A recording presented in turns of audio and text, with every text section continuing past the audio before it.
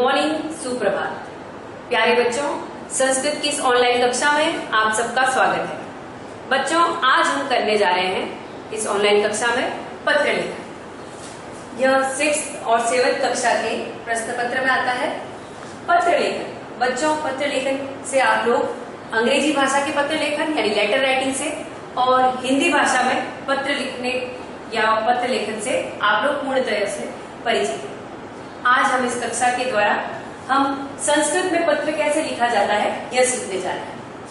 पत्र बच्चों, हम प्रतिदिन विचारों का जो आदान प्रदान करते हैं वह प्रत्यक्ष रूप से अगर हमें करना होता है तो हम लोग वार्तालाप करते हैं, संवाद करते हैं। और अगर आपको कोई अपना विचार है, कोई भाव है या कोई संदेश जो है लिखकर किसी को प्रस्तुत करना होता है तो हम पत्र का उपयोग करते हैं। पत्र यानी लेटर। तो लेटर लिखते समय हमें किन किन बातों का ध्यान रखना है आज हम इस कक्षा के द्वारा जानेंगे। सबसे पहले संस्कृत में जब प्रश्न पत्र आते हैं, पत्र लेखन आते हैं प्रश्न पत्र में, तो दो प्रकार से प्रश्न पूछे जाते हैं। एक तो होता है आपको एक विषय दे दिया जाता है, उसके आधार पर आपको प्रश्न जो है पत्र लिखना होता है, पूरा ही पत्र आपको लिखना होता है। दूसरा प्रकार है आपको पत्र लिखना जो होगा उसमें आपको रिक्त स्थान दे दिए जाएंगे और उसे मंजूषा की सहायता से उस पत्र को पूरा करना होता है।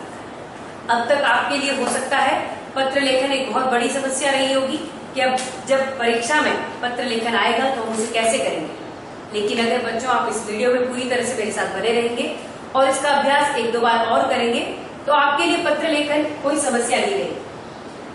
पत्र लिखते समय में क्या क्या सावधानियां बरतनी है अगर हम उनका विशेष ध्यान दें तो हमसे कोई त्रुटि नहीं होगी और पूरे के पूरे अंक इस प्रश्न में आपको मिल जाते हैं। पत्र लिखते समय 3 मुख्य बातों का हमें ध्यान रखना होता है। एक तो होता है प्रारंभ। पत्र लिखते समय कि हमें पत्र का किस प्रकार प्रारंभ करना है, फिर उसका मध्य कैसे करना है, मध्य में हमें क्या विषय लिखना है, क्या विषय वस्तु लिखनी है और उसके बाद में उसका अंत कैसे करना है। अगर इन 3 बातों का आप स्पष्ट रूप से आपने अगर दिमाग में आपने विचार बना लिया है और इसको किस प्रकार से लिखना है, अगर आपका मैपिंग रेडी है, तैयार है, तो आपका पत्र लेखन के सारे अंक अब आपको मिल जाएंगे। बच्चों, पत्र जिसे लिखा जा रहा है उसका अनुकूल हमें संबोधन का प्रयोग करना होता है। ठीक है, चलिए तो अब हम इसको प्रैक्टिकली करके देखते हैं। मान लीजिए कि आपके परीक्षा में प्रश्न आ गया है, अस्वास्थ्य कारणात् अवकाशाय प्राचार्यं प्रति पत्रं लिखत। अस्वास्थ्य कारणात् यानी सबसे पहले प्रश्न को ध्यान पूर्वक पढ़े, आराम से समय लेकर उस प्रश्न पत्र में जो प्रश्न दिया है पत्र संबंधी उसे ध्यान से पढ़े। आधी समस्या हमारी बच्चों प्रश्न पढ़ने से ही पूर्ण हो जाती है कि अगर हमने सही प्रश्न पढ़ लिया तो हमारे हम जो पत्र लिखने जा रहे हैं वह बिल्कुल सही होगा। तो यहाँ दिया हुआ है अस्वास्थ्य कारणात् यानी अस्वास्थ्य, आप बीमार हैं, अस्वस्थ हैं, इस कारण से अवकाशा यानी लीव के लिए, छुट्टी के लिए, प्राचार्य यानी आपके प्रधानाध्यापक प्रति को पत्र लिखे। अब जब आपने प्रश्न पत्र में दिए गए इस प्रश्न को, पत्र संबंधी जो प्रश्न दिया गया है इसे आपने ढंग से पढ़ लिया है तो आपके दिमाग में यह क्लियर हो जाता है कि हमें प्रश्न जो दिया गया है उसमें पत्र लिखना किसको है। हमें पत्र लिखना है प्राचार्य, सबसे बड़ी बात।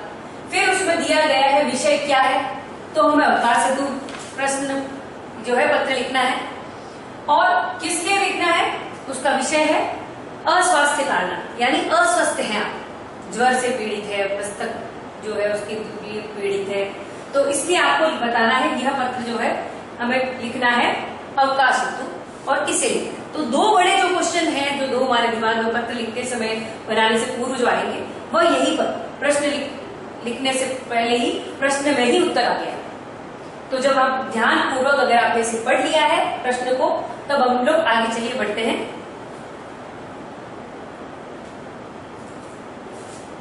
पत्र जो अभी जैसे हमने पढ़ा है वह है औपचारिक पत्र। अभी जो हमने पढ़ा है वह औपचारिक पत्र है।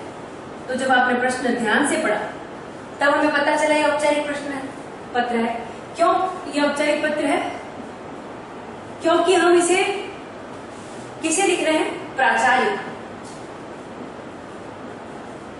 किसी विशेष व्यक्ति विशेष पद के अगर आपको पत्र लिखना होता है या कार्यालय संबंधी सारे ही पत्र, ऑफिस संबंधी जो भी पत्र होंगे वह आपके औपचारिक पत्र के अंतर्गत आते हैं। तो चूंकि प्राचार्य आपके विद्यालय के प्राचार्य हैं, विशिष्ट पद पर नियुक्त है वो, तो उनके जो पत्र लिखे जा रहे हैं वो औपचारिक पत्र है। एक दूसरा पत्र होता है अनौपचारिक पत्र। यह हम लिखते हैं हमारे सगे संबंधियों को,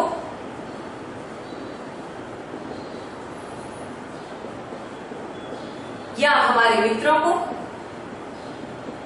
अब चूंकि ये संबंधियों को लिखा जा रहा है, मित्रों को लिखा जा रहा है, तो इसमें औपचारिकताएं कम है।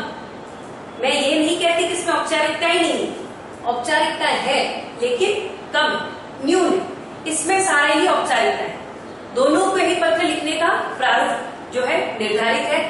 इस पत्र को कैसे लिखा जाएगा और अनौपचारिक पत्र को कैसे लिखा जाएगा, इस वीडियो के दौरान हम लोग देखेंगे कि औपचारिक पत्र में हमें क्या क्या सावधानियां बरतनी है और अनौपचारिक पत्र लिखते समय हमें किस प्रकार से लिखना है।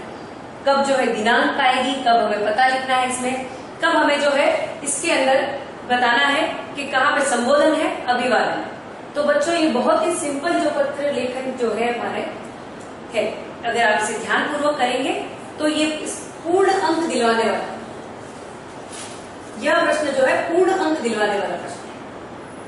अगर आप इसमें जो दिए गई है उन सावधानियों को बरतते हुए अगर आप पत्र लिख रहे हैं तो आपके इस प्रश्न में पूर्ण अंक आ सकते हैं। चलिए आगे बढ़ते हैं हम लोग।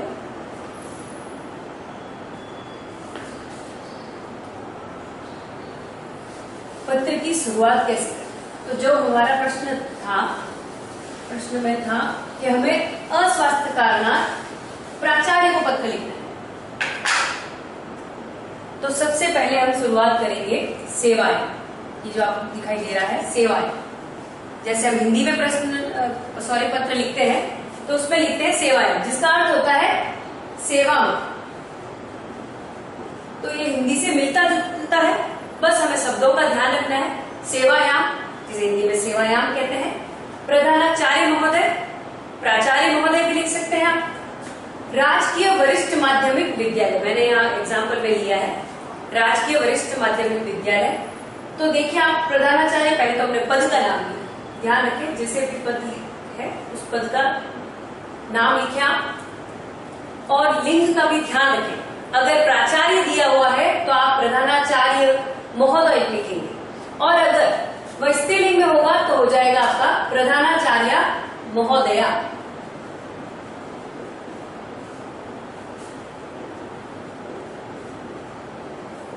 तो ये बहुत ही साधारण जो है ये चीज है। अगर स्त्रीलिंग में है प्रधानाचार्य तो हमें लिखना है, स्त्रीलिंग है अगर आपकी प्रधानाचार्य तो हम लिखेंगे प्रधानाचार्य महोदय, और अगर पुल्लिंग में है तो आप लिखेंगे प्रधानाचार्य महोदय। बहुत ही सिंपल है, ठीक है। ये छोटी छोटी चीजों का हमें ध्यान रखते हुए पत्र का प्रारंभ करना है।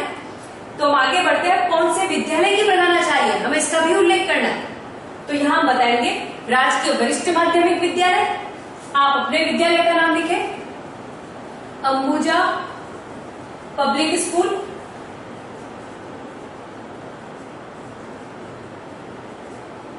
या विद्यालय भी लिख सकते हैं, अंबुजा पब्लिक विद्यालय। और अगर प्रश्न पत्र में आपको बता दिया गया है आप विशेष जो है इस स्कूल के विद्यार्थी हैं तो उसी विद्यालय का नाम का उल्लेख यहाँ करें।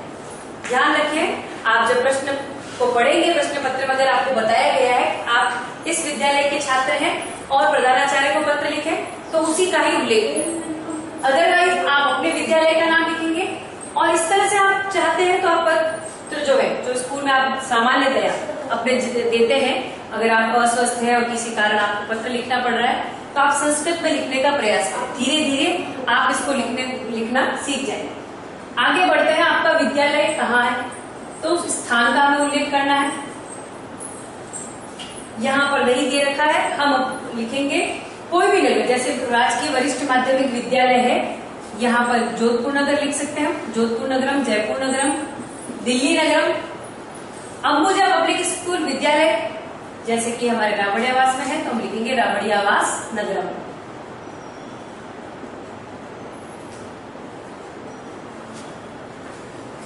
तो हमने यहाँ तक केवल जो ये सामान्य जो में है ज्ञान, उसी के आधार पर हमने कुछ नया नहीं किया।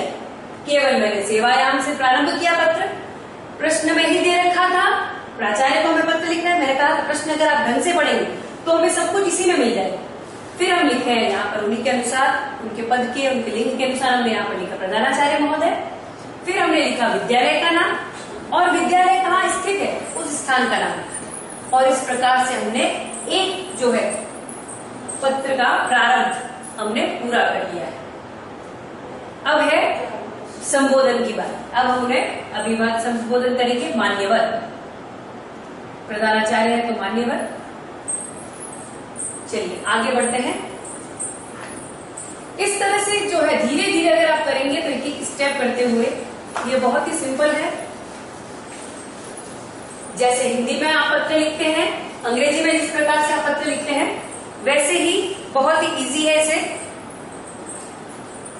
अब अभिवादन करने के बाद, हाँ यहाँ पर स्त्रीलिंग है तो जरूर ध्यान रखें, मान्यवरा लिखें, मान्यवरा।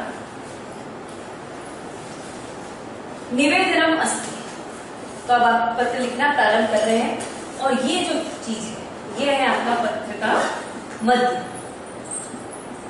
ये है दूसरा। इसके पहले हमने पत्र का पहला सोपान पूरा कर लिया है। मैंने चूंकि कहा था पत्र लेखन के केवल 3 सोपान है, 3 चरण।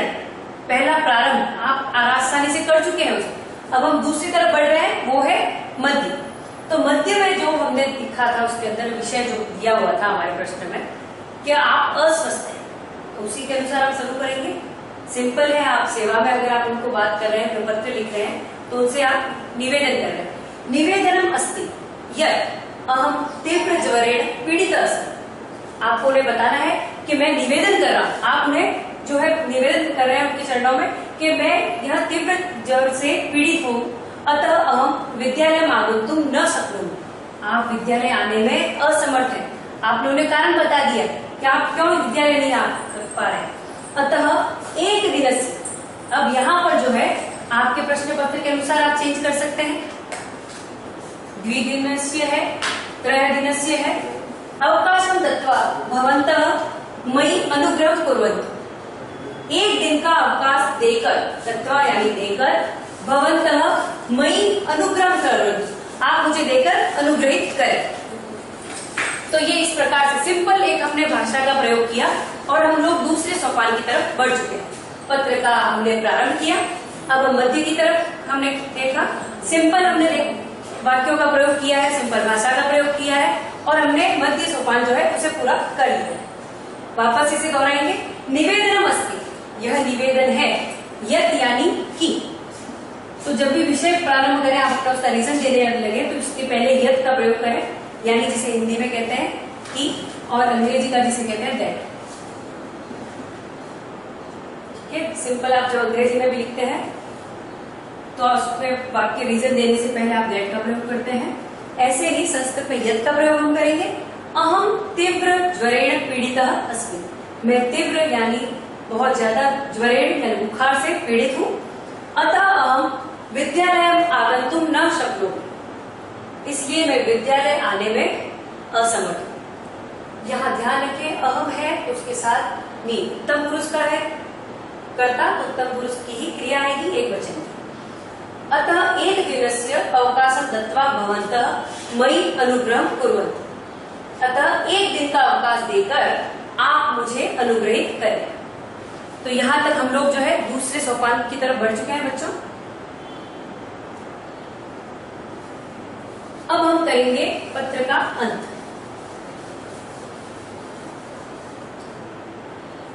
अब जब चूंकि उन्होंने आपको पद दे दिया है, अनुग्रहित कर दिया है, अवकाश दे दिया है, और आप आशा कर रहे हैं, ठीक है, ये बात की बात है, वो आपके जो है लीव को मानते हैं, आपको अवकाश दे रहे हैं नहीं दे रहे, लेकिन हमें धन्यवाद जरूर देना है, ठीक है। आप यहाँ पर धन्यवाद लिखें, और हम लोग इस तरह से अंत की तरफ आ गए हैं कि हमने पत्र जो है पूरा कर लिया है, और इसको हम लिखेंगे धन्यवाद। धन्यवाद के साथ अपने पत्र को पूरा करें और फिर अपने बारे में आप बताएं। भवताम आज्ञाकारी शिष्य। अब पत्र लिखने वाला कौन है? पत्र तो आपने बड़ा अच्छा लिख दिया, लेकिन यह व्यक्ति कौन है जो बीमार है? आप नहीं जाने तो सबसे बड़ी बात ये ध्यान रखें, पत्र जो होता है वह आप लोग परोक्ष रूप से दे दें, प्रत्यक्ष रूप से जाके आप नहीं मांग रहे अध्यापक से या प्राचार्य महोदय से। आप जो भी चीज लिख रहे हैं वो आप पत्र के द्वारा मैसेज भेज रहे हैं। तो व्यक्ति की जब ये पूरी बॉडी कंप्लीट हो जाती है पत्र की, तो उसके बाद में यह ध्यान रखें आपको अपना नाम बताना है। तो उसके अभी आप पत्र ही बताएगा ये चीज, क्योंकि आप पत्र भेज रहे हैं। तो उसमें आप लिखे भवताम आज्ञाकारी शिष्य। आप उनकी क्या है, आप क्योंकि औपचारिकता मैंने पहले ही बता दिया, पत्र जो औपचारिकताओं से भरा हुआ है, तो आप लिखेंगे भवताम आपका आज्ञाकारी शिष्य। अगर आप लोग लड़की है, स्त्रीलिंग है, तो आप शिष्या का प्रयोग करें भवताम आज्ञाकारिणी। बच्चों ध्यान दें, भवताम आज्ञाकारिणी। तो गर्ल्स जो है वो लिखेंगी आज्ञाकारिणी शिष्या। लेकिन यह भी ध्यान रखें, अगर प्रश्न पत्र में आपको केवल बॉयज का नाम दे रखा है तो आप उन्हीं का प्रयोग करें, आप अपने नाम का उल्लेख कदाचित ना करें। आगे की परीक्षाओं में तो कहीं पर आपका नाम नहीं दिया गया है तो आप अपना रोल नंबर ही लिखें। इस चीज की सावधानी रखें। आप अपना रोल नंबर लिख सकते हैं, अनुक्रमांक लिख सकते हैं, या XYZ लिख सकते हैं, अब से लिख सकते हैं। अपना नाम नहीं बताना है जब तक कि आपको प्रश्न पत्र में नहीं दिया गया। और अगर दे दिया गया है, आप जो है यहाँ पर नाम दे दिया गया है कमल, अनन्या, तो आप इन शब्दों का प्रयोग करें। और अगर आपको सामान्य व्यवहार में आप जब पत्र लिख रहे हैं तो चीजों का अवश्य ध्यान दें। अगर आप लड़कियां हैं तो आप इनका प्रयोग करें आज्ञाकारिणी शिष्या, और अगर छात्र हैं तो वो लिखेंगे आप भवताम आज्ञाकारी शिष्य। कक्षा का उल्लेख करें, आप कौन सी कक्षा के छात्र हैं, और अपना अनुक्रमांक। अब यहाँ पर आप चाहे तो अपने स्कूल के जो है हाजिरी रजिस्टर के नंबर लिख सकते हैं, और अगर आप परीक्षा में इस पत्र को कर रहे हैं तो आप अपना एग्जाम रोल नंबर लिखें।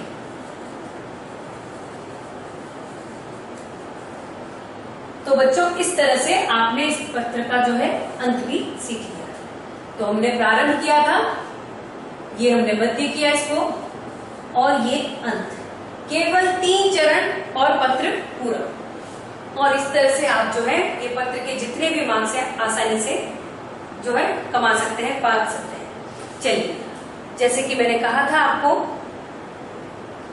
अब हम करते हैं एक अन्य पत्र, वो है अनौपचारिक पत्र। इसमें अनौपचारिकता कम होती है, औपचारिकता कम होती है, क्योंकि यह पत्र प्रायः जो है हम अपने मित्रों को, भाई बंधुओं को, संबंधियों को, परिवारजनों को लिखते हैं। तो केवल इसमें औपचारिकता कम है, लेकिन इसका भाषा का कलेवर बहुत बड़ा है। क्योंकि जहाँ औपचारिकता कम होती है, हर कोई व्यक्ति खुल के बात करता है ना। आप औपचारिक पद से अगर व्यक्ति से बात करेंगे तो लिमिटेड बात करेंगे, यस सर, नो सर, हो गया। लेकिन जब आपको बात अपने भाई से करनी है, मित्र से करनी है, तो ढेरों बातें होती है करने के लिए भाई, है ना। तो इसका कलेवर जरा बड़ा है, घबराने की जरूरत नहीं है, ठीक है। लेकिन औपचारिकता कम है। इसका भी सेम रहेगा, 3 चरण है। वही मेरे साथ साथ दोहराइए वापस, पत्र का प्रारंभ, मध्य और अंत, बस। तो सबसे पहले जो मैंने आपको कहा था पत्र प्रारंभ करने से पहले कि आपको प्रश्न जो है वो ध्यान से पढ़ना है। अगर प्रश्न आपने ढंग से पढ़ लिया तो आपका आधा काम तो वही खत्म हो जाएगा। तो यहाँ देखिए, स्वपितरम प्रति लिखितम अद्य पत्रम मंजूषा प्रदत्त शब्दै पूरयित्वा पुनः। ठीक है, यहाँ पर तो आपको इसका अनुवाद दिया गया है, लेकिन एग्जाम में नहीं दिया जाएगा, आपकी पुस्तकों में भी नहीं होगा। तो आपको इसे ध्यान से अगर आप पढ़ेंगे तो आप जितनी बार प्रश्न पत्र को अगर बच्चों पढ़ेंगे तो अपने आप ही हम शब्दों से परिचित हो जाएंगे, और आपका शब्दकोश जो है वो बहुत विविध होने वाला है। इसका अर्थ क्या हुआ कि आपको अपने पिता को, स्वपिता, आपको अपने पिता को लिखना है, ठीक है, पड़ोसी के पापा को नहीं लिखना है, ठीक है। स्वपितरम प्रति लिखितम, अपने पिता को लिखे गए निम्नलिखित पत्र को आपको मंजूषा की सहायता से पूरा करना है। मंजूषा, तो ये मंजूषा क्या है? मंजूषा यानी हेल्पिंग बॉक्स, जिसमें जो आपकी हेल्प करने वाला है, ये जादूगर का पिटारा है, ये बहुत इंपॉर्टेंट है। ये नहीं है तो फिर लिखोगे क्या, ठीक है। तो मंजूषा तो हमारी बहुत हेल्प करने वाली है एग्जाम में। इस शब्द से मत घबराना, ये शब्द जरा बड़ा टेढ़ा लग रहा है पर है बड़ा अच्छा। मंजूषा की सहायता से पूरा करना है और अपनी उत्तर पुस्तिका पर क्या करना है, इसको दोबारा लिखना है।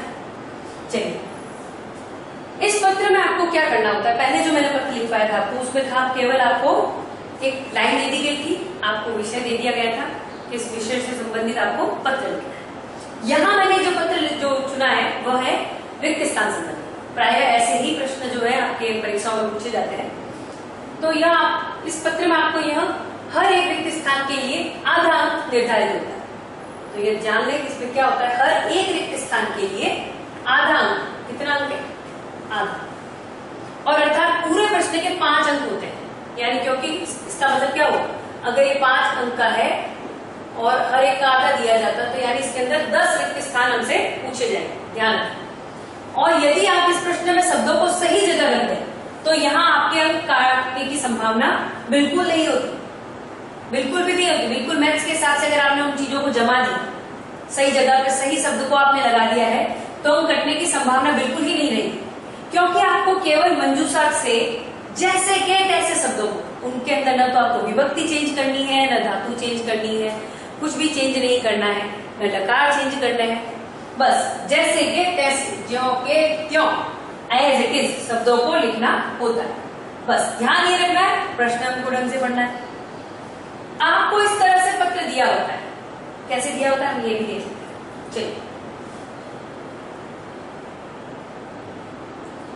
ये आपको दिया गया है एग्जाम में, मान लीजिए प्रश्न दे दिए गए आपको, एग्जाम क्वेश्चन पेपर में ये पत्र आ गया आपके। पहले हम इसे ढंग से पढ़ेंगे। मैंने कहा था प्रश्न को हमें एक बार नहीं 2 बार पढ़ लीजिए जब तक नहीं समझ में आए। प्रश्न पत्र आपका है, समय आपका है गोदावरी छात्रावास, गोदावरी छात्रावास। अब देखिए पत्र का प्रारंभ हो चुका है, यहाँ पे ये स्थान का नाम दिया गया। पत्र हम जब लिखते हैं सबसे पहले, अंग्रेजी में भी यही होता है, अंग्रेजी भाषा में भी और हिंदी भाषा में भी सबसे पहले हम क्या लिखते हैं, अपना पता लिखते हैं। अब यहाँ पता जो लिखा जा रहा है वो आपका लिखा जा रहा है। आप कौन है, प्रेषक, जो पत्र लिखने वाला है, पत्र लिखने वाला है वह प्रेषक है, ठीक है। तो गोदावरी छात्रावास, पता हमने लिखा, अपना लिख दिया पता। दिनांक हमें इधर लिखनी है, अंग्रेजी भाषा में और हिंदी भाषाओं में पत्र में थोड़ा सा चेंज है, आप ध्यान रखें। दिनांक हमें अपने जो है बाईं तरफ लिखनी है और पत्र को जो है दाईं तरफ से प्रारंभ करना है। दिनांक जिस दिन की है, मान लीजिए आज है 26 सितंबर, तो हमने 26 सितंबर लिखा 2020। आप इसे पूर्णतया इस तरह से भी संस्कृत के अंकों से भी लिख सकते हैं, ठीक है, 26 सितंबर। बाकी अंकों में कोई परिवर्तन नहीं है, लगभग सेम है, 26 सितंबर 2020।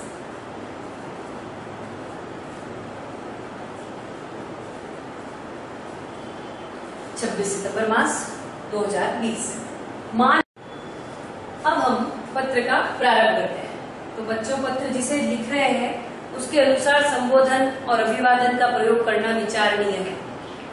जैसे कि यहाँ पर प्रश्न में दिया गया था, पिताजी को पत्र लिखिए, तो यहाँ पर उनके अनुसार हम लोग संबोधन लिखेंगे। अब चूंकि पिताजी जो है, पिता को पत्र लिखा जा रहा है, वो माननीय है, सम्मान के योग्य है, तो उन्हें ससम्मान लिखेंगे, माननीय पितृव्य। माता को लिख रहे हैं तो उसके अनुसार हमें संबोधन लिखना है। और फिर हम करेंगे अभिवादन।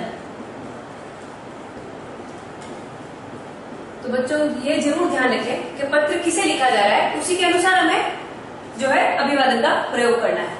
अगर आप लोग जो है मित्र को पत्र लिख रहे हैं तो आप लोग लिखेंगे प्रिय मित्र, यहां पर लिखेंगे प्रिय मित्र। और साधारण जो है अभिवादन, तो ये तो पिताजी के लिए आप जो पूछ रहे हैं उनके लिए लिखा जा रहा है। लेकिन अगर मित्र है तो आप उन्हें लिख सकते हैं सस्नेहम। तो इन चीजों का आप लोग ध्यान रखें कि संबोधन है उसी के अनुसार हमें अभिवादन का प्रयोग करना है। अब है अत्र कुशलम तत्रास्तु। तो ये तो सामान्य जो है हमारा प्रारूप है पत्र का, यहाँ तक केवल जो है ये फिक्स होता है, यहाँ पे कुछ भी परिवर्तित नहीं होने वाला है। यहाँ पर पता हमने इसका लिखा, दिनांक लिखी और प्रश्न में जो लिखा था उसके अनुसार हमने उसका संबोधन लिखा, फिर अपना। अब यहां से हमारा पत्र प्रारंभ होता है। ये मध्य भी से कह सकते हैं, ये आपका पत्र प्रारंभ हुआ, ये मध्य हो गया। लेकिन विषय के अनुसार अगर इसे टुकड़ों में बांटे, इस पूरे कलेवर के भी हम 3 भाग कर सकते हैं। जो प्रश्न का विषय वस्तु है इसको भी हम प्रारंभ करेंगे, तो ये प्रारंभ हो जाएगा अभी हमारा, इसे मैं लिख रही हूँ।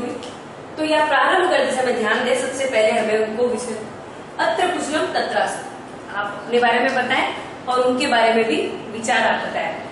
अत्र कुशलम तत्रास्तु, मैं यहाँ पर कुशल हूँ। अब चूंकि आप यहाँ पे फोन पे बात नहीं कर रहे हैं तो आप ये नहीं कहेंगे मैं यहाँ ठीक हूँ, आप कैसे, प्रश्न नहीं पूछ रहे, आप केवल बता रहे मैं यहाँ ठीक हूँ और आशा करता हूँ आप भी वहां पर ठीक हो। मम रिक्त स्थान समाप्त। अब ये इस वाक्य में एक ऐसी चीज दी गई है जिसमें मेरी समाप्त हो गई। क्या समाप्त हो गई, इसके लिए हम लोग रिक्त स्थान ध्यान रखेंगे। यहाँ पे देखिए सब जगह हमने ये रखे होते हैं प्रश्न पत्र में प्राय, तो इसके अनुसार ये पहला था आपका। यहाँ पर अभिवादन आएगा तो अभिवादन वाला जो भी शब्द आपको मंजूषा में मिले वो हमें यहाँ लिखना है। फिर है दूसरा रिक्त स्थान, यहाँ पर हमने देख लिया। तो वाक्यों को ध्यान से पढ़ें, प्रश्न में दिए गए पत्र को जो आपके दिए गए हैं बहुत आराम से पढ़ें और इसकी भाषा को समझने का प्रयास करें। अपने आप ही जो मंजूषा के शब्द हैं उनको प्रयोग कर सकें। परीक्षा पत्राणी अति शोभनानी जाता है, परीक्षा पत्र जो है अत्यधिक अच्छे गए हैं। परीक्षा परिणामश्च खाली स्थान, फिर से परीक्षा परिणाम जो है वह प्रथम सप्ताहे उद्घोषित, परीक्षा परिणाम फिर बता दिया रिक्त स्थान यहाँ पर। तीसरा प्रथम सप्ताह में उद्घोषित होगा। अत्रांतरे, इसके अंतर में अस्माकं विद्यालय से, फिर रिक्त स्थान, चौथा रिक्त स्थान हमारे सामने आ गया है। अस्मान् शैक्षणिक भ्रमणाय मुंबईयत् नाति दूरे एकस्मिन् खाली स्थान, शैक्षिक भ्रमण की बात आ गई है। शैक्षिक भ्रमण यानी आप लोग स्कूल से घूमने के लिए जा रहे हैं, भ्रमण के लिए जा रहे हैं। मुंबईयत् नाति दूरे एकस्मिन्, फिर से एक शब्द आ गया हमारे यहाँ पर रिक्त स्थान। स्थिता एलोरा गुहा, एलोरा गुहा यानी एलोरा गुफा जो है प्रतिम, फिर एक रिक्त स्थान है हमारे सामने। अहमपि पूर्ण, वाक्य खत्म हो गया। तो एक ही वाक्य में जहां हमने शुरू किया है इसमें आपके सामने 3 जो है रिक्त स्थान दिए गए। अत्रांतरे अस्माकं विद्यालय से, हमारे विद्यालय का खाली स्थान, कुछ ऐसा शब्द आएगा जिससे अस्मान शैक्षणिक भ्रमणाय मुंबई नाति दूरे, मुंबई से कुछ दूर एकस्मिन, स्थान का नाम ही आएगा यहाँ पर, ध्यान रखें। स्थिता एलोरा गुहा, एलोरा जो गुफा है प्रतिम की तरफ खाली जगह। अब यहाँ पर या तो कोई क्रिया आएगी, ध्यान रखें, ठीक है। अत्र प्राचीनानि शिव मंदिरानि सन्ति, यहाँ पर प्राचीन शिव मंदिर हैं। अहमपि तत्र गन्तुं, मैं भी वहां पर, खाली स्थान, तो मैं भी आ गया यहाँ पर, तो यहाँ पर कोई कोई क्रिया है, ध्यान रखें। ये हमारा 7वां रिक्त स्थान आ गया है। एतदर्थम अस्मान्, इसलिए मैं भी, फिर से हमारे सामने एक रिक्त स्थान है। रूप्यकाणि दातव्यानि सन्ति, इसलिए मुझे भी रुपये जो देने हैं, कुछ आपको फिक्स जो है फीस है उसको देनी है। कृपया,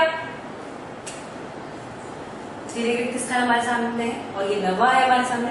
उपयुक्ताम राशि संप्रेष्य, उपयुक्त जो राशि, ये जो अपने राशि यहाँ पे बताइए, रूप्यकाणि का यानी राशि आएगी, कुछ अंक आएंगे।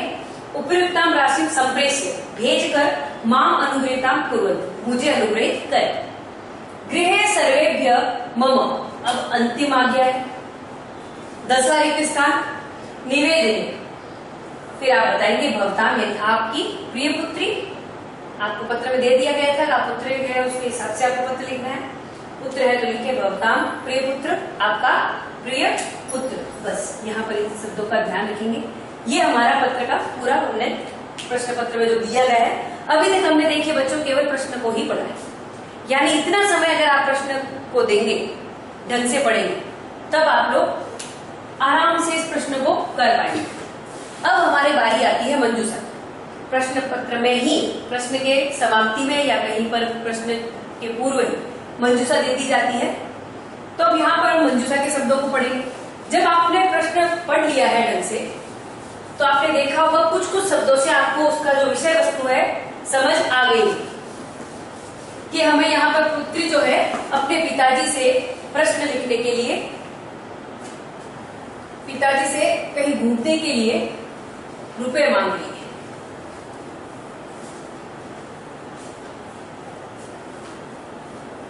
और विद्यालय से शैक्षिक भ्रमण के लिए कहीं ले जाया जा रहा है। तो आपके सामने विषय वस्तु क्लियर होगी। ये जब आप एक बार दो बार पढ़ेंगे तो अपने आप ही आपको उसका विषय वस्तु समझ आ जाएगा। चलिए, क्योंकि ऊपर सबसे बड़ा शब्द आ जाता है पिता आया है, नीचे पुत्री का शब्द आ गया है, तो इससे हमें धीरे धीरे थोड़ा सा आभास हो जाता है कि प्रश्न किसको लिखा जाता है और उसकी विषय वस्तु क्या है। मंजूषा में दिए गए शब्दों को पढ़ेंगे।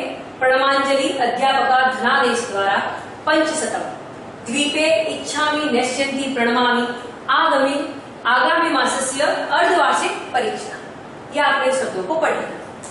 अब यहाँ पर तो मैंने यहाँ पर देखिए मंजूषा में दिए गए शब्दों का अनुवाद भी कर रखा है, ठीक है, लेकिन आपको इनका अनुवाद अपने दिमाग में करना है।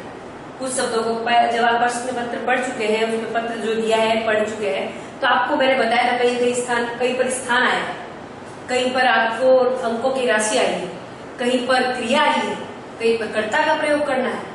तो यहाँ पर हमने ढूंढना बहुत आसान हो जाता है। प्रणमांजलि का अर्थ होता है दोनों हाथों को एक साथ जोड़कर प्रणाम करना। अब ऐसी स्थिति कहां पर थी जब हमें जो है ऐसा अभिवादन का शब्द का प्रयोग करना पड़ा? दिमाग में अपने आप से क्लिक हो जाएगा, दोनों हाथों को एक साथ जोड़कर प्रणाम करना। तो हम कब करते हैं अभिवादन? बहुत अच्छे, सही जा रहे हैं आप लोग। पत्र के प्रारंभ में ही जब आपने संबोधन किया है उसके जस्ट बाद अभिवादन का प्रयोग करते हैं। फिर अध्यापका, कहीं पर मैंने कहा था कर्ता का प्रयोग करना है। धनादेश द्वारा, यानी धन के लिए जैसा आदेश हो, जैसे मनी ऑर्डर होता है। पंचशतम, ये देखिए अंक आ गया हमारे साथ में। पंचशतम यानी 500, 500। द्वीपे, द्वीप है, स्थान का नाम है। इच्छामि, इच्छा करना या इच्छा करता हूं। इच्छामि आया है तो ये उत्तम पुरुष की क्रिया है, उत्तम पुरुष एक वचन है। नैस्यन्ति यानी ले जा रहे हैं। प्रणमामि, दंडवत प्रणाम, उनको दंडवत प्रणाम है। यहाँ पर भी देखिए दो जगह तो हमें से आसानी से जो है समझना है कहाँ पर किस प्रकार का प्रयोग करना है शब्दों का। आगामी मासस्य, आने वाले महीने के, यहाँ पर समय बताया गया है। फिर अर्धवार्षिक परीक्षा, वर्ष के बीच होने वाली परीक्षा। एक ऐसा स्थान अगर दिया गया होगा कहीं पर प्रश्न पत्र में कि जहां पर हमें परीक्षा का नाम बताना है, तो वहां पर हमें इसका प्रयोग करना है। तो इस तरह से धीरे धीरे हमने जो है ऐसे मंजूषा को पढ़ा, और जब हमने प्रश्न में दिए गए पत्र को पढ़ा तो हमने माइंड में, अपने दिमाग में मैप बना लिया कि कहां पर किस स्थान को हमें लगाना है। तो चलिए बच्चों बढ़ते हैं, अब हम इसे करने का प्रयास करते हैं। ये देखिए, जब मैंने बताया था आपको अगर दिनांक आ जाती है बच्चों, दिनांक दे दी जाती है तो हम दिनांक को लिख सकते हैं। नहीं है आप केवल यहाँ पर आज की दिनांक लिखें और प्रश्न पत्र लिखना प्रारंभ करें। दिनांक अगर एग्जाम में नहीं दे रखी होगी आप केवल लिखें, और इसका कोई अर्थ नहीं होता है, लेकिन हमें लिखना होता है, ठीक है। जिस दिन आपका एग्जाम हो रहा है, जिस दिन परीक्षा हो रही है, उस दिन आप उस दिन की तारीख लिखें। तो शुरुआत करते हैं शुरू से। पत्र का पता लिखा हमने, गोदावरी छात्रावास का। तो जहां पर आपके यहाँ पे रिक्त स्थान है केवल हम उनको भरते रहेंगे, बाकी एज इट इज आपको पत्र उतारना है, ठीक है। बच्चों को ध्यान रखें, यह लैंग्वेज का जो भी परीक्षा होती है संस्कृत की, जो एग्जाम में हो, चाहे उनको लिखा हो गया हो न लिखा गया हो, आप इस प्रश्न को, और कहीं कहीं पर निर्देश क्लियर होता है कि प्रश्न पत्र को दोबारा लिखें। तो आपको जितना हो सके प्रयास करें प्रश्न पत्र को इसी प्रकार से क्रम से लिखें, और जिस प्रकार प्रश्नों में क्रमांक दिए गए, प्रश्न क्रमांक दे रखे हैं आपको रिक्त स्थान के, उनके क्रमांक को एज इट इज लिखते रहें, और इन शब्दों को मंजूषा से उठा के हम लोग इसमें लिखते रहेंगे। कई बच्चे जो है प्राय 1, 2, 3, 4 करके इनको लिखकर इसकी तीसरी कर देते हैं। ऐसा ना करें, इसमें आपको प्रश्न लिखने में भी आसानी होगी। ये इसलिए भी होता है क्योंकि आप जब लैंग्वेज लिखते रहेंगे, भाषा लिखते रहेंगे, तो आगे से आगे आपको अपने आप मिलता रहेगा क्या मिलता रहेगा, हाँ इसके आगे में क्या लिखना है। कई बार फिर हम लोग चूक जाते हैं कौन सा शब्द है, इसके आगे क्या नहीं आएगा, और लिखने में भी, और आगे जो चेक करने वाले होते हैं उनपे भी एक अच्छा इंप्रेस पड़ता है। तो पढ़ते हैं गोदावरी छात्रावास। आप एज इट इज को लिखना प्रारंभ करें, दिनांक अपने बाई तरफ लिखें, और फिर से दाई तरफ आते हुए लिखेंगे माननीय पितृवर्या जो सब कुछ उसी से लिखना है, बस इसमें चेंज कुछ भी नहीं करना बच्चों, ध्यान रखिए। सब कुछ उसी में है, प्रश्न भी उसी में है, मंजूषा भी उसी में। उत्तर पुस्तिका में बस हमको उनको लेकर सेट करना होता है। बहुत इजी होता है। मैंने पहले वीडियो के प्रारंभ में भी कहा था आपको, अगर आप लोग इसे करेंगे तो आपके ये जो पत्र के जो अंक है वो आप उसे पूरे प्राप्त कर सकते हैं। हमने यहाँ जैसे दिया है वैसा ही करना है, मैंने कुछ भी इसमें नहीं चेंज किया। देखिए साधारण, अब चूंकि मैंने कहा था मंजूषा में साधारण प्रणाम, साधारण प्रणाम करता हूँ, तो हमने प्रणमामि शब्द का प्रयोग किया। अत्र कुशलम तत्रास्तु, एज इट इज लिखना है, यहाँ पर कुछ भी नहीं है। देखिए इसी के साथ हमने एक जो है मंजूषा को पूरा कर लिया। मम समाप्ता, मेरी समाप्त हो गई। मैंने कहा था क्या शब्दों की समाप्त हो गई है, तो आगे दिया हुआ आगामी वासेस, अगर थोड़ा सा दिमाग लगेगा, परीक्षा पत्राणि समक अति शोभानिधन। अभी जब हम पंक्ति पढ़ेंगे तो अपने आप इसका पीछे वाले पूरे हो जाते। कई बार ऐसा होता है अगर पहली लाइन में नहीं सुनी होती है, लेकिन जब दूसरी सब लाइन हम सुनते हैं तो ऑटोमेटिकली हमें पता चल जाता है। ठीक है, जैसे आप गए थे, तुम बाजार गए थे, बाजार से क्या लाए, तो अगर आपने नहीं सुना तुम बाजार गए थे, लेकिन हमने दूसरा जब प्रश्न माँ ने पूछा तुम बाजार से क्या लाए, तो हमें दिमाग में आ जाता, हाँ माँ ने बाजार जाने के बारे में बात की। तो यहाँ पर बात की जा रही है परीक्षा पत्राणि अति शोभनानि जाता है। परीक्षा पत्र जो थे बड़े अच्छे गए, तो हम यहाँ लिखेंगे मम अर्धवार्षिक परीक्षा समाप्त, मेरी अर्धवार्षिक परीक्षा समाप्त हो गई। इस तरह से हमने दूसरा शब्द भी पूरा किया। परीक्षा परिणाम, परीक्षा परिणाम प्रथम सप्ताह उद्घोषित, प्रथम सप्ताह में उद्घोषित होगा। प्रथम सप्ताह किसका, दिनों का तो सप्ताह होता नहीं, मास का सप्ताह होता है, आगामी मास का। तो हमने आगामी मास, आने वाले मास का लिख दिया। आगामी मास में प्रथम सप्ताह में मेरा परिणाम, परीक्षा का परिणाम उद्घोषित होगा। अत्रांतरे, इसके बीच में अस्माकम विद्यालयस्य अस्मान शैक्षणिक भ्रमणाय, घुमाने ले जाएंगे। कौन ले जाएंगे, यहाँ पर कर्ता नहीं है, यहाँ ही बंदी। तो हमने कर्ता वाला शब्द उठाया और अध्यापक को पूरा किया। नंबर 4 हो गया आपका पूरा। अध्यापक हमारे अस्माकम विद्यालय से, हमारे विद्यालय के, कौन, अध्यापक ही ले जाएंगे आपको। अध्यापक अस्मान शैक्षणिक भ्रमणाय, हमें शैक्षिक भ्रमणाय घुमाने के लिए मुंबई नगर से एकस्मिन् द्वीपे, मुंबई नगर से थोड़ा दूर जो है द्वीप पे है अजंता एलोरा, ये थोड़ा सा ध्यान रखना पड़ेगा। और फिर द्वीप में स्थित एलोरा गुहा जो है वहां ले जाएगी। यहाँ हमने क्रिया, एक हमने कर्ता लिखा है यहाँ पर, एक हमने यहाँ पर क्रिया का प्रयोग किया। अत्र प्राचीनानि शिव मंदिराणि सन्ति, यहाँ पर प्राचीन शिव मंदिर है। ये तो हमने लाइन एज इट इज की, यहाँ कुछ नहीं करना था। अहम अपनी तत्र गंतुम, मैं भी वहां पर।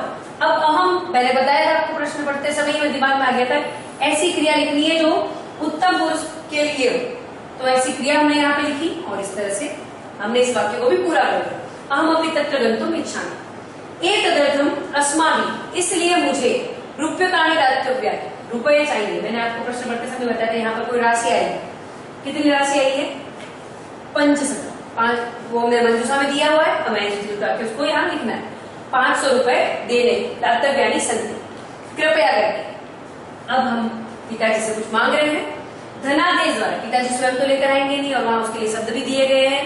धनादेश द्वारा यानी मनी ऑर्डर द्वारा उपयुक्त राशि संप्रेष्य, उपयुक्त जो राशि है संप्रेष्य माम अनुग्रहीताम कुर्वन्तु, मुझे अनुग्रहित करें। उपयुक्त राशि जो है मनी ऑर्डर द्वारा यानी धनादेश द्वारा भेजकर मुझे अनुग्रहित करें। गृहे सर्वेभ्य मम प्रणमांजलि निवेदन, घर पर सभी को, अब एक शब्द अंतिम बचा है बस। अगर आपको नहीं आ रहा समझ में तो भी इस स्थान से अगर आपने भर दिए हैं, मंजूषा में टिक करते रहिए साथ साथ, तो केवल एक शब्द बचा है वो यहाँ पे लिख देंगे। घर में सभी लोगों को मेरी हाथ जोड़कर सभी को निवेदन। इस तरह से आप लोग पत्र के अंत में पहुंच जाते हैं। भवतां प्रिय पुत्री, आप अपना नाम भी यहाँ पर लिख सकते हैं। और अगर एग्जाम में है तो आप लोग इसमें अपना रोल नंबर लिखें। इस प्रकार बच्चों हमने पत्र के बारे में जाना और आप लोगों ने देखा होगा प्रश्न चाहे औपचारिक हो चाहे अनौपचारिक, पत्र करना अब आपके लिए बहुत ही सरल हो गया है। घर पर बहुत से अभ्यास करें। जितने भी प्रश्न पत्र में दिए गए हैं, किताब के अंदर जितने भी अभ्यास दिए गए हैं उनको करने का प्रयास करें, चाहे वह आपका पत्र औपचारिक हो चाहे अनौपचारिक। इस वीडियो के द्वारा हमने औपचारिक पत्र और अनौपचारिक पत्र दोनों को लिया है। आप भी इसी प्रकार किताबों में दिए गए, आपकी व्याकरण की पुस्तक में दिए गए सभी जो औपचारिक और अनौपचारिक पत्र हैं उनका अधिकाधिक अभ्यास करें। और इस वीडियो के साथ मैं उम्मीद करती हूँ कि आपके लिए पत्र लेखन का कार्य जो है अब सरल हो गया होगा। धन्यवाद बच्चों।